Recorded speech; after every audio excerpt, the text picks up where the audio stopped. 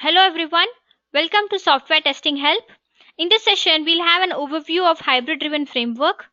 Now let's get started. So, by the term hybrid, we basically know that it is a combination of two or more components. So, in Selenium, a hybrid driven framework is built using data driven framework and keyword driven framework. So, it is a combination of both these frameworks. So, what does a data driven framework do? It externalizes your test data, and your keyword driven framework externalizes your keywords as a separate library file. In a hybrid driven framework, both your test data and your keywords are externalized. So that is how a basic hybrid driven framework is built. So now let's have an in detail explanation of how the flow of this framework works. Here you can see the structure of a basic hybrid driven framework. So here your object repository is externalized, keywords are externalized, test data is also externalized. So you have different ways wherein you can externalize each of these components. For example, the object repository, you can either maintain it in a separate properties file or an Excel file, or you can put it as a page object model or as a page factory model. Similarly, the keywords, you can maintain it as a separate Java class file or a dot class file. And the test data, again, you can put it in a Excel file or a properties file or an XML file. Depends upon how you want your framework to look like. And your main driver script will only have the main logic to read your test cases and execute them. So that is how a basic hybrid driven framework is built. So the reason for building such a framework wherein you're putting your data to be externalized in a separate file, and you're not having anything in your main script, only the logic to read the test cases, is to have your automation framework look in a more dynamic way so that any application has the advantage of using this framework and executing the test cases. Even an end user with not much knowledge, not much technical knowledge, can have this framework in his machine, just feed in the test data, object repository files, and he can run his own application with the test case template. Okay, so now I will give you an example of how to build a basic hybrid driven framework. In the previous sessions, we already saw how to design a keyword driven framework. We built a very advanced level of keyword driven framework. So this was a test case template wherein we externalized our keywords in a separate library file like this, and also the assertions we maintained in a separate library file, and we also externalized or maintained a separate object repository. We externalized the test data and even the assertions. So here I will just make minimal changes on this keyword driven framework and show you how this can be converted into a hybrid framework. um, so here let's start the test data. Here you can see that the test data, I'm passing it directly in the test case template itself. So this is my test case template having test cases 1, 2 and so on. Instead of passing it directly here in my test case template, I can put this in another object repository file like this. I'm giving an object name, username, input followed by the object value. Similarly, password input followed by the password value test. And this value I can fill in my test data here. Similarly, the password object name, I'll just give the password object name over here. So instead of reading it from the Excel file, it will take the reference of my object name, go to that particular properties file, get that object name and read the corresponding value, and that value it will return.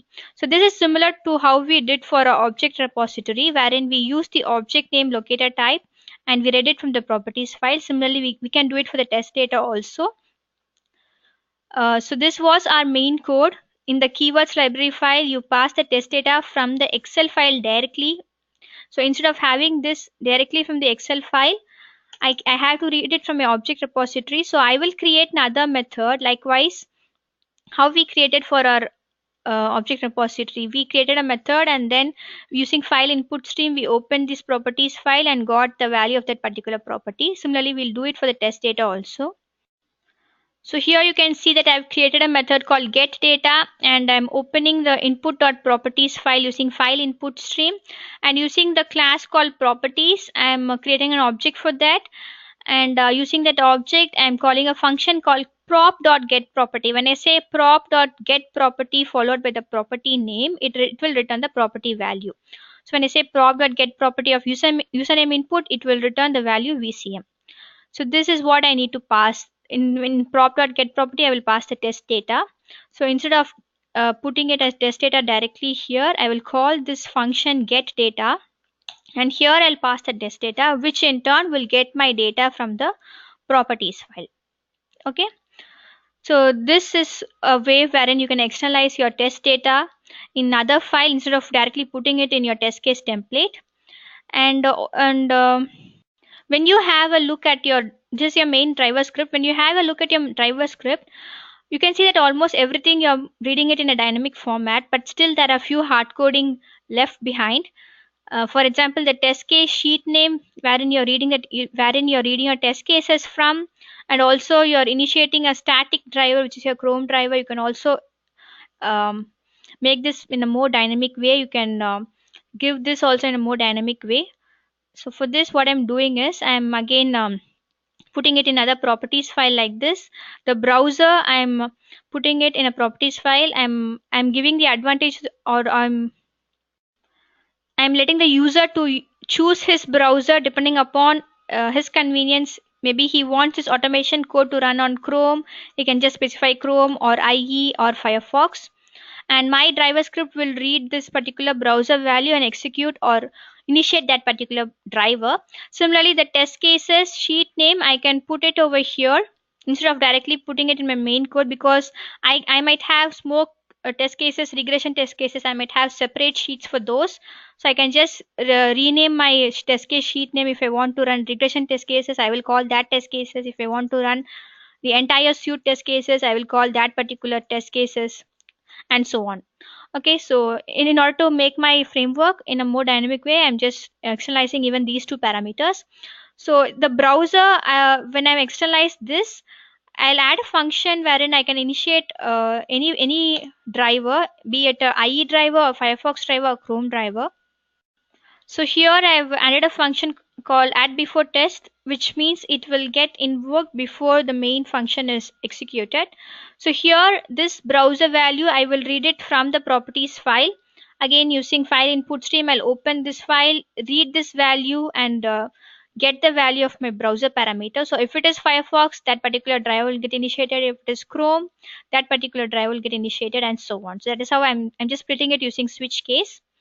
This is a method wherein I can externalize my browser. Another way is, if you're using a testng framework, you will have a testng.xml file. This is where your main execution starts from. Your XML file will look like this, wherein it starts with a suite tag followed by the test tag and then the classes tag. Inside the classes tag, you will specify which classes you are going to run or automate. So here, as you can see, I have specified my class name called IRCTC logic. And for this class name, if I have any parameter to pass, I can have another tag called parameter. Mention the parameter name followed by the value. And in this class, when I want to use this particular parameter, I can just add an annotation called add parameters here. So if I want to use it over here, I can add the annotation add parameters followed by the parameter name. So what my testng framework will do is that once it finds the parameter name, it goes back to the XML file, gets the value of the parameter, and that value it passes over here in the browser. So this will be read, and depending upon that, that particular case function will be called and driver will be initiated. So this is one way wherein you can put it in an XML file, and you can externalize it. So whenever you're building a framework, a hybrid driven framework, you should also always make sure that you are externalizing almost everything. You should not have any hard coded value in your main driver script. The reason being, you're making a framework very dynamic way, so that any application or any user who is trying to run this framework for his application must be able to have or automate all his test cases in one single stretch. His main job will be just filling in the test case template, feeding in the object repository, and feeding in the test data. And once he gives a run, everything else should pass. So you are just giving him the advantage of leveraging the browsers also, and also you are giving him the advantage of putting one or more test case sheets. So whenever you are trying to create a framework, Always keep in mind the end user, whoever is trying to interact with the framework. Maybe if it is a user with very less knowledge on automation, then you can build a hybrid driven framework or an advanced keyword driven framework. If you are trying to build a framework for someone who has some more technical knowledge, you can just put a data driven framework wherein you just put test data in an external file and other main logic you put in your main driver script. So depending upon your application usage or the end user, you can build your particular framework. So here we saw how to build a basic keyword or a hybrid driven framework on top of the keyword driven framework, because we already had a more advanced form of keyword driven framework, and that is why I showed you how to build it, how to design it on top of that. So I hope you got a very good understanding on designing a basic hybrid driven framework. Thank you.